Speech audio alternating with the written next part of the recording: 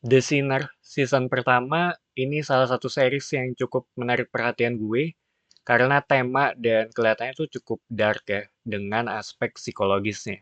Dimana buat gue sendiri sih gue suka ya dengan hal-hal seperti ini.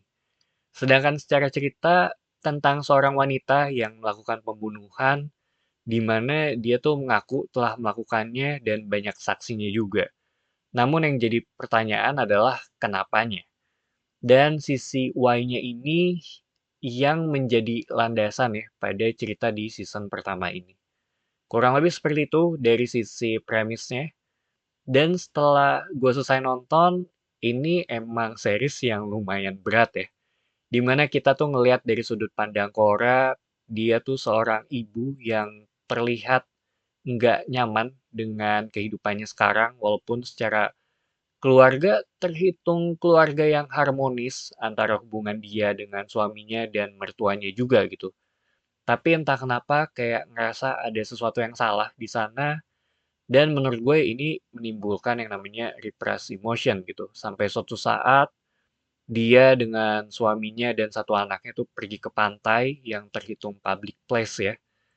Dan suatu ketika si Cora ini tuh ngelihat ada anak muda yang sedang bermain dan bermesraan juga dengan pasangannya.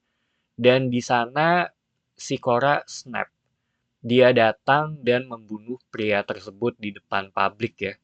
Dan ini yang menjadi landasan dari sisi cerita yang ada di sini mengenai kenapa Cora bisa melakukan hal tersebut. Dimana menurut gue ini tuh dibawain secara dewasa, banyak lapisan psikologis yang berhubungan dengan masa lalunya dia, terhitung kompleks kalau ngomongin dari sisi karakternya dia ya. Soalnya dia tuh awalnya digambarin bukan tipikal orang yang melakukan hal seperti ini. Dan waktu awal-awal gue nonton, gue tuh sempat mikir ya mengenai apa defense yang bisa digunakan oleh lawyernya gitu untuk hal tersebut gitu. Selain menggunakan sisi kejiwaannya ya. Itu juga sulit karena dia tuh nggak punya track record mengenai mental illness gitu. Dan si Cora juga sepertinya ingin untuk menerima hukumannya. Ada rasa bersalah yang emang udah dibawa ya sejak dulu. Entah kenapa gue bisa relate sih dari sisi tindakannya dia. Dan hal ini juga berimbas dengan keluarganya, terutama suaminya ya. Yang dia tuh emang bingung dan shock berhubungan juga dengan pekerjaannya dan mereka tuh ngecover hal ini dengan cukup dalam, terhitung detail juga.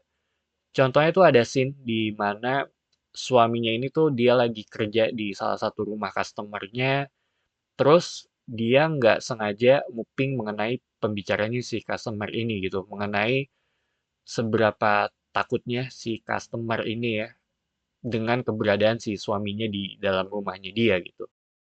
Terus media juga nge-cover kasus ini karena balik lagi ya emang terhitung unik aja gitu dan sekaligus ngingetin ya kalau hidup tuh ya emang bisa berubah dengan sangat cepat gitu.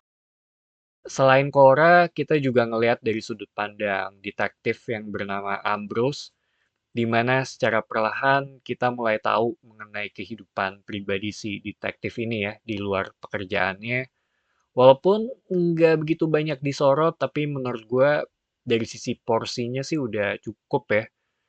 Dan gue sebagai penonton juga ya lumayan bisa relate dengan si karakter ini.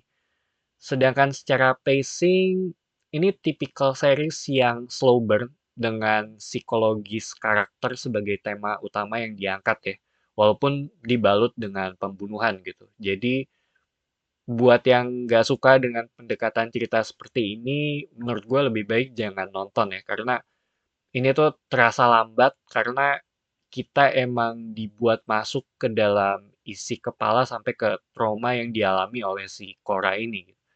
Kita ngelihat masa kecilnya dia, kita ngelihat bagaimana pertemuan dia dengan suaminya, dan terhitung lumayan banyak flashback di sini termasuk broken karakter juga ya untuk si Cora dan nggak sesimpel mengenai benar atau salah gitu walaupun yang dia lakukan tetap salah tapi ada kenapanya gitu di baliknya gitu. Dan balik lagi kalau aspek kenapanya ini tuh yang jadi poinnya ya.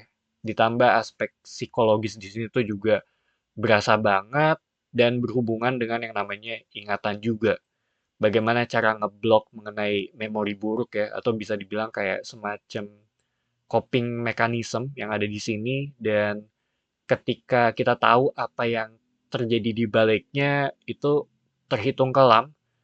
Sebenarnya ini series yang agak ngingetin gue dengan series yang judulnya Rectify ya, karena ngebahas mengenai sisi trauma gitu. Terus ada aspek parenting juga yang dibahas di sini yang menurut gue lumayan kompleks ya, cuma gue nggak mau spoiler gitu.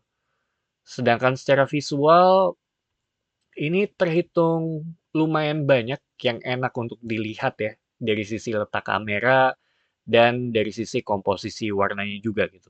Dimana secara keseluruhan, menurut gue ini enak banget untuk dilihat dari sisi visual nih. Openingnya juga kayak seperti Rorschach test ya. Ada sisi simbolisnya di sini. So, The Sinner season pertama ini series yang ngebawa topik berat serta kompleks juga. Fokusnya tuh ada di karakternya dan tentang apa yang terjadi sebelumnya. Dibawain secara lambat, misterinya juga terbuka secara pelan ya. Dan gue suka bagaimana koneksi satu dengan yang lainnya. Jadi itu aja opini gue untuk series ini. Thank you for watching. It's me Patrick signing off.